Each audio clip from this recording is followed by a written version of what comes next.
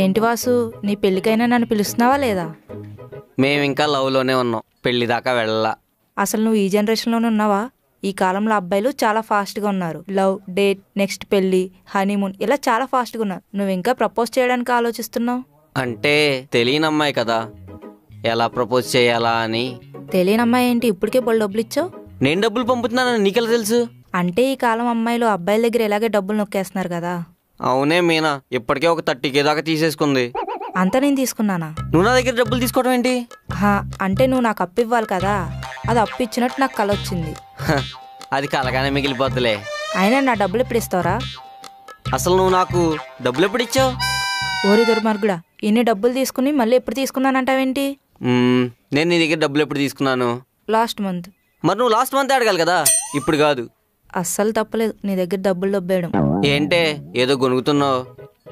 దేవుడు అనేవాడు ఉంటే నీ దగ్గర మనీ మొత్తం పోవాలని కోరుకుంటున్నా. పోవే. పోరా. ఎన్ని చూడలేదు ఇలాంటివి.